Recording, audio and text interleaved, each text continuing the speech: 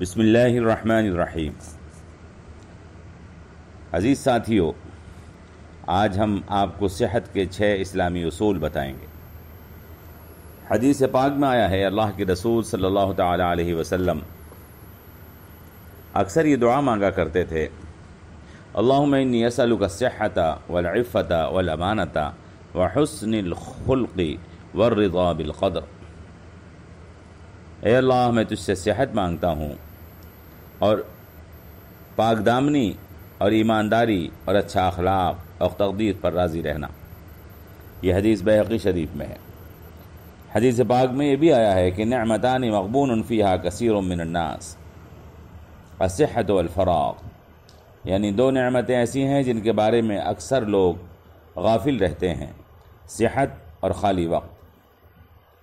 ایک حدیث پاک میں اللہ کے رسول صلی اللہ تعالی علیہ وسلم کا ارشاد ہے، ان اللہ یحب القوی المسلم، اللہ تعالیٰ کو طاقتور مسلمان پسند ہے۔ صحت اللہ کی بہت بڑی نعمت ہے جو ہماری زندگی کو خوشگوار بناتی ہے۔ جن لوگوں کی صحت معتدل ہو وہ حالات کا مقابلہ آسانی سے کر لیتے ہیں۔ موجودہ دور میں جب انسان کو ترقی یافتہ کہا جا رہا ہے، بہت سارے مسائل نے جنم لیا ہے۔ صحت کی بے اعتدالی بھی لوگوں کے لیے بہت بڑا مسئلہ ہے۔ ہر شخص بیمار ہے اور دوائی کے زور پر اپنی زندگی کی گاڑی کو گویا دھکیل رہا ہے۔ نئی نئی بیماریاں پیدا ہو رہی ہیں اور انسان اپنی صحت سے غافل ہے۔ حتیٰ کہ دنیا کو اپنے قبضے میں لینے والی طاقتیں بھی بیماریوں کے ذریعے ملکوں کو تباہ کرنے کا پروگرام بنا رہی ہیں۔ دوائیوں کی کثرت نے انسان کے جسم کو اور اس کے دفاعی نظام کو اتنا کمزور کر دیا ہے کہ پہلے لوگ پرہیز سے یا جڑی بوٹی سے صحت پا جاتے تھے اور آج تیز اثر دوائیاں بھی بیکار ہو جاتی ہیں۔ شریعت نے ہمارے لیے حفظان صحت کے جو اصول وضع کر کے ہمیں دیے ہیں، اگر ہم ان کو اختیار کریں تو کئی بیماریاں پیدا ہی نہ ہوں اور کئی بیماریوں سے مقابلہ کرنے کی صلاحیت ہمارے جسم میں پیدا ہو جائے۔ آج ہم آپ کے سامنے مختصراً اسلام کے 6 بنیادی اصول جو صحت کے سلسلے میں اس نے ہمیں دیے ہیں بیان کریں گے۔ پہلا اصول ہے صحت کو درست رکھنے کے لیے جسم کو پاک اور صاف رکھنا۔ جسم کو صحت مند رکھنے کے لیے سب سے زیادہ ضروری صفائی اور طہارت ہے۔ اللہ نے قرآن کریم میں ارشاد فرمایا ہے، ان اللہ یحب التوابین ویحب المتطہرین، یعنی اللہ توبہ کرنے والوں جس سے دل پاک ہوتا ہے اور پاک رہنے والوں کو پسند فرماتا ہے۔ حضور اکرم صلی اللہ تعالی علیہ وسلم نے ارشاد فرمایا، الطہارۃ نصف الایمان، اور یہ فرما کر بتا دیا کہ پاکی اور صفائی ایمان کا ایک بہت بڑا حصہ ہے۔ حدیث اور فقہ کی کتابوں میں کوئی کتاب آپ کو ایسی نہیں ملے گی جس میں کتاب الطہارت یا باب الطہارت موجود نہ ہو۔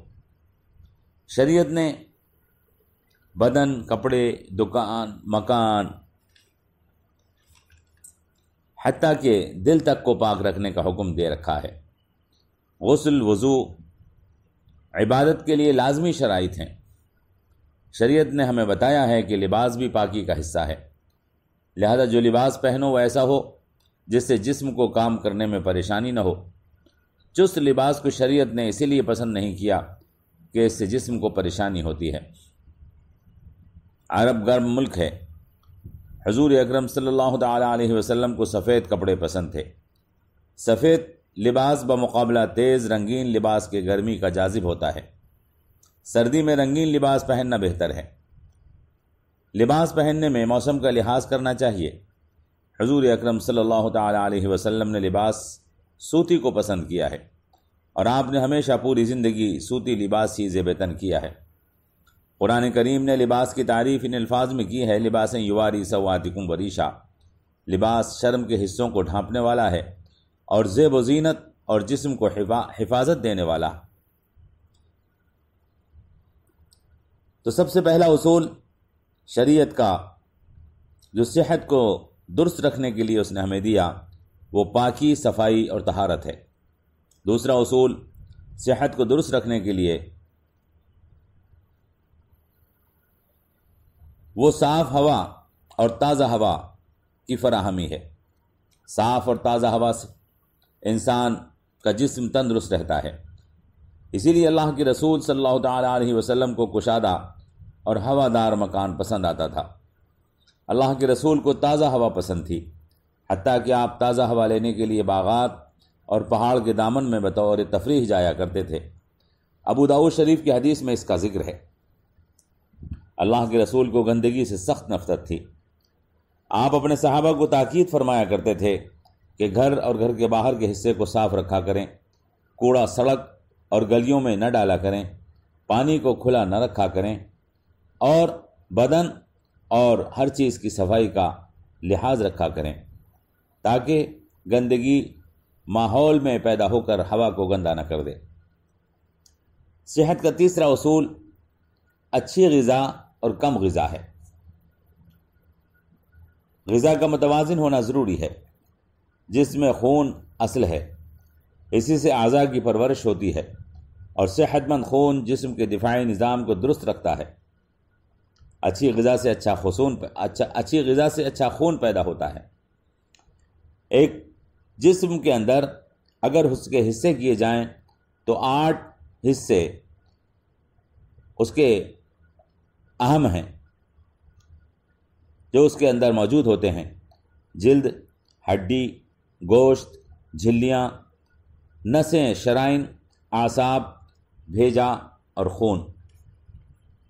جسم کا ہر حصہ اس کی غذا الگ الگ ہے۔ ہمیں ایسی غذا لینی چاہیے جو جسم کے تمام حصوں کو قوت پہنچا سکے۔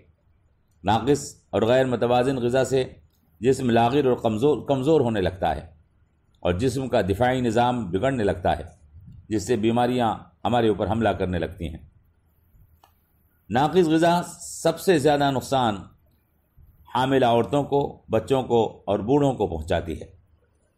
حدیث مبارکہ میں اللہ کے رسول صلی اللہ تعالیٰ علیہ وسلم نے گوشت کو، اور خاص کر بکری کے گوشت کو، دنیا اور جنت میں کھانوں کا سردار بتایا ہے، اور مسلم شریف کی حدیث میں بدبودار گوشت کھانے کو اللہ کے رسول نے منع فرمایا ہے، اور فرمایا ہے کہ فکل مالم ینتن، گوشت کھاؤ جب تک کہ اس میں بدبو پیدا نہ ہو جائے۔ شریعت میں درندوں کا گوشت حرام ہے۔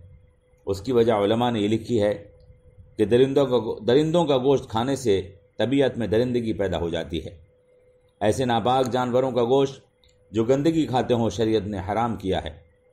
حضور اکرم صلی اللہ تعالیٰ علیہ وسلم نے میدا یعنی باریک آٹا جس میں چھلکا موجود نہ ہو، اس کی تیار کی ہوئی کوئی چیز کبھی نہیں کھائی۔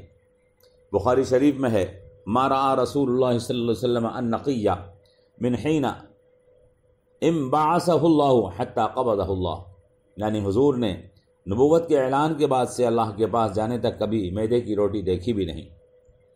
حدیث میں آیا ہے اللہ کے رسول کو کدو بہت پسند تھا۔ حضور اکرم صلی اللہ تعالیٰ علیہ وسلم گوشت کو چھری سے کاٹ کاٹ کر کھایا کرتے تھے۔ آپ کو شانے کا گوشت زیادہ پسند تھا۔ حدیث میں ہے کہ اللہ کے رسول صلی اللہ تعالیٰ علیہ وسلم کو میٹھا مثلاً حلوہ اور شہد بہت پسند تھا۔ مسلم شریف کی روایت میں ہے کہ اللہ کے رسول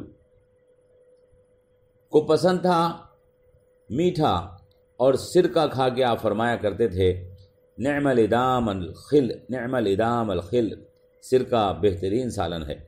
حدیث میں ہے اللہ کے رسول کمعتن یعنی کمبھی کو پسند کرتے تھے، جس کو ہم مشروم کہتے ہیں۔ حدیث بخاری شریف کی ہے کہ حضور نے تازہ ککڑی کو شہد سے کھایا ہے۔ کھجور اور بالخصوص عجوہ کھجور کو حضور بہت پسند فرماتے تھے، آپ نے اس کی تعریف بھی کی ہے۔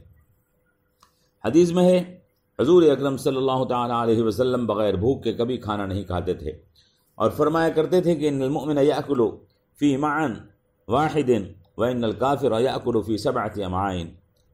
یہ حدیث بخاری میں ہے۔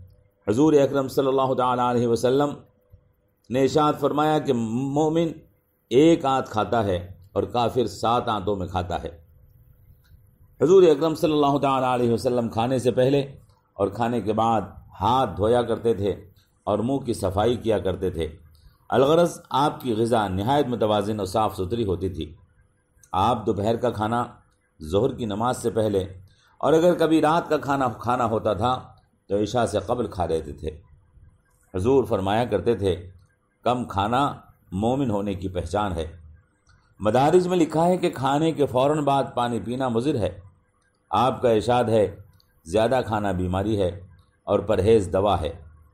کسی حکیم نے کہا ہے پیٹ بھرا رہنے سے عقل کم ہو جاتی ہے۔ افلاطون نے کہا جسم کا آرام کم کھانے میں ہے، روح کا آرام کم سونے میں ہے، اور دل کا آرام انتقام نہ لینے میں ہے۔ اللہ نے قرآن کریم میں فرمایا ہے کلوا واشربوا ولا تسرفوا، کھاؤ پیو اور زیادتی مت کرو۔ حضور اکرم صلی اللہ تعالی علیہ وسلم ہمیشہ دسترخوان بچھا کر کھانا کھاتے تھے، زمین پر بیٹھ کر کھانا کھاتے تھے۔ حضور سے ثابت نہیں کہ آپ نے کبھی تیز مسالوں یا چٹپٹے کھانوں کو کھایا ہو۔ حکیموں نے لکھا ہے زیادہ تیز ٹھنڈا پانی پینے سے معدہ خراب ہو جاتا ہے۔ چاول کے بعد تربوز کھانے سے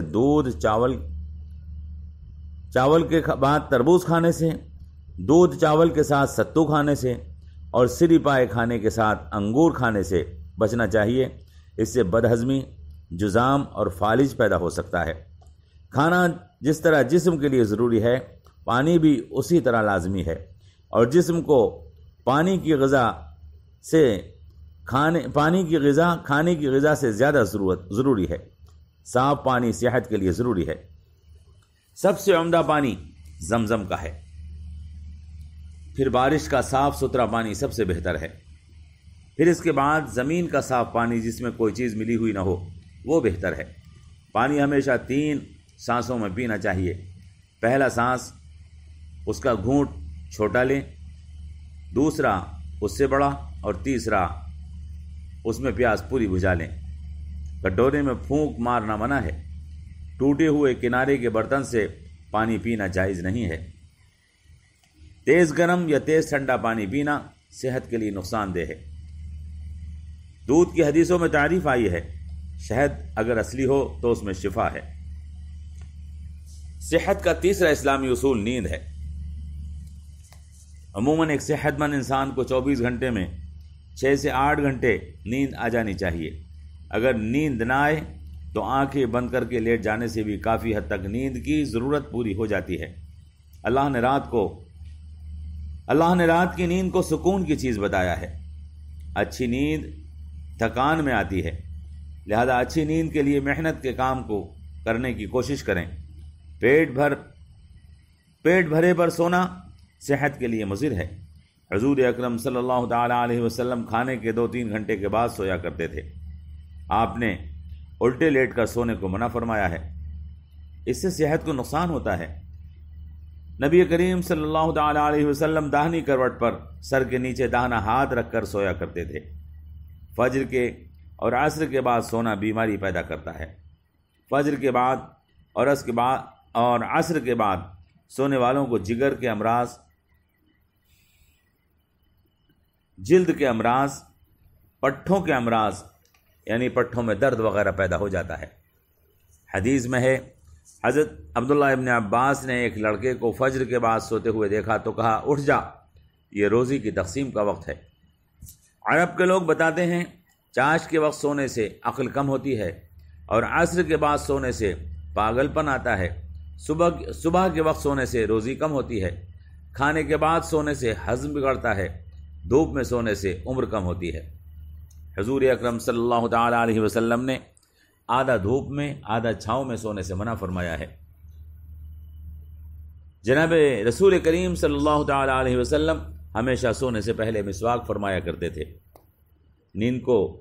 جن کو نیند نہ آتی ہو وہ ہتھیلی اور پیروں پر تیل کی مالش کر لیا کریں۔ دن میں اگر تھکن ہو تو دوپہر میں آرام کرنا سنت ہے تاکہ رات میں تہجد پڑھنے میں آسانی ہو۔ صحت کا 5واں اصول ورزش ہے۔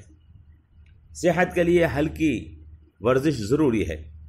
مشہور عالم ابن رشد کا کہنا ہے کہ ورزش صحت کی ضامن ہے۔ ابن سینا کا مقولہ ہے کہ ہلکی ورزش بیماریوں سے محفوظ بناتی ہے۔ پیدل چلنا سب سے بہتر ورزش ہے۔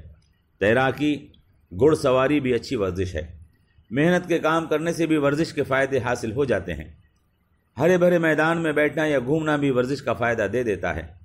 خوشبو سونگھنا دماغ کی ورزش ہے۔ عورتوں کے لیے کام کاج اور بچوں کے لیے کھیل کود، بوڑھوں کے لیے کھلی فضا میں آہستہ آہستہ چلنا بہترین ورزش ہے۔ تیر اندازی، نشانہ بازی، لمبی چھلانگ، آہستہ دوڑ یا آج کے کھیلوں میں فٹ بال، بیڈمنٹن جیسے کھیل اچھی ورزش ہیں۔ لوڈو، کیرم اور شطرنج جیسے کھیل جس میں آدمی ایک ہی جگہ بیٹھا رہتا ہے صحت کو نقصان پہنچاتے ہیں۔ ان کھیلوں کا کھیلنا مکروہ ہے۔ آج کل موبائل پر گیم بہت نقصان دہ کھیل ہے۔ اس سے آنکھیں، پیٹ، صحت سب خراب ہو جاتے ہیں۔ موبائل سے سر درد، ہاضمے کی خرابی اور اعصاب کا درد پیدا ہو جاتا ہے۔ نظر کمزور ہونے لگتی ہے۔ حضور اکرم صلی اللہ تعالی علیہ وسلم جنگی مشق کو پسند فرمایا کرتے تھے۔ حدیث میں آیا ہے آپ لمبی دوڑ لگاتے تھے۔ دوڑ میں آپ اپنی بیوی سے مقابلہ بھی کرتے تھے۔ اس سے معلوم ہوا کہ عورتوں کو بھی دوڑنا چاہیے۔ اگر انہیں ڈاکٹر منع کرے، اس زمانے میں عورتوں کے لیے دوڑنا مناسب نہیں ہے۔ صحت کا چھٹا اسلامی اصول سکون ہے۔ دماغی سکون صحت کے لیے بہت ضروری ہے۔ شریعت ہمیں بتاتی ہے کہ غم، غصہ، تفکرات، خیالات میں انتشار، خوف اور گھبراہٹ ہماری صحت کو نقصان پہنچانے والی چیزیں ہیں۔ اس کے برخلاف خوشی، نرم مزاجی، اطمینان قلبی، یکسوئی، بے خوفی اور سکون سے ہماری صحت میں مضبوطی آتی ہے۔ احادیث میں غصے پر کنٹرول رکھنے، تقدیر پر ایمان رکھنے، اللہ پر مضبوط یقین رکھنے، اللہ کے علاوہ جو بہت مہربان ہے کسی سے بھی خوف نہ کھانے، لوگوں کے ساتھ نرمی کے معاملات رکھنے، دل کو توکل اور اللہ پر اعتماد سے مضبوط بنائے رکھنے کی بڑی تاکید اور فضیلت آئی ہے۔ صبر اور توکل کی تاکید تو قرآن کے ہر صفحے پر موجود ہے۔ اس کے ساتھ قناعت کی تاکید حدیثوں میں بکثرت ہے۔ لالچ، حرص اور طمع کی برائی حدیثوں میں بار بار بیان کی گئی ہے۔ لا تحزن ان اللہ معنا، غم نہ کرو بے شک اللہ ہمارے ساتھ ہے کا جملہ دل کو جتنا سکون دیتا ہے وہ سب کو معلوم ہے۔ غم، غصے میں بھوک مر جاتی ہے، ہاضمہ خراب ہو جاتا ہے، خوف سے جسم کمزور ہو جاتا ہے اور دماغی توازن بگڑنے لگتا ہے۔